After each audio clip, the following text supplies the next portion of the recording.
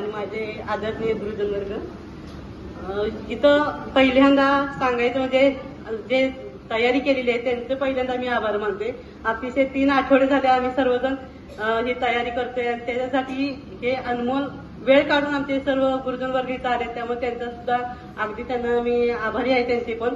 आणि सगळ्यात खूप आनंद वाटतो, जशी आपली एक माहेरवाशी माहेर येते तसं वाटतंय की जी लहानपणी आपण आता ओळखत सुद्धा नाही घेत की चेहरे दिसतायत ओळखल्यागत वाटतंय पण काही लक्षात येत नाही, विचारावं लागतंय. म्हणजे एवढा काळ आपण आपल्या एकमेकांच्या पासून आपण दूर होतो, पण ह्या सर्वांच्यामुळे आपण एकत्र आलो, त्यामुळे त्यांना सुद्धा धन्यवाद दिली पाहिजे.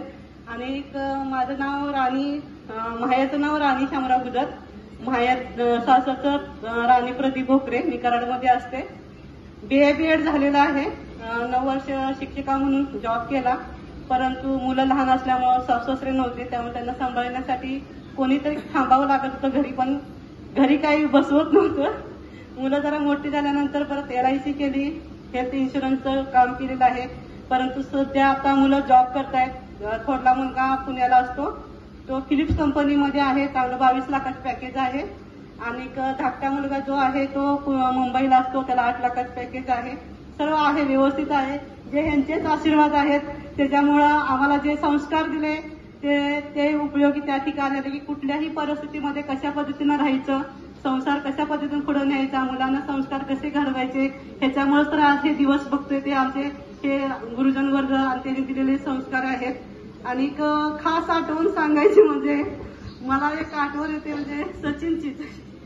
सचिनला मी बोललेले होते एकदा की त्याला असे सचिन भिशे, आडनाव घे, 3 सचिन होते. सचिन भिशे.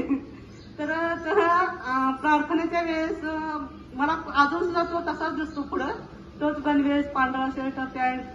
आणि सांगू ना? सांग नो सांग. तर त्याला सवय काय होती, तो काय करायचा की पाठीमागं हात असं जोडलेला असं पाठीमागं केलेला असायचं, विसरून सावधान असं सांगायचा. आणि ते करत असताना तो पुढं असं करायचं. अगं तू लहान होता उंचीने, इतकं कौतुक वाटायचं ना, उंची असं लहान पण इतकं कौतुक वाटायचं, छान दिसायला पण असं गोंडस असं. आणि ते त्याला ते असं वर करणार परत आम्ही म्हणा हा आता सुरू होणार मी असं मला म्हणायचं, तसंच व्हायचं.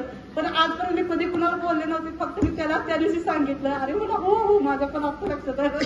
म्हणजे हे खूप छान अशी गोष्ट होती. आणि त्याच्यामध्ये मला एक माझी पण सांगायचं होतं, मी भाषण पहिल्यांदा सुरुवात केली होती आणि BCचं पण होते.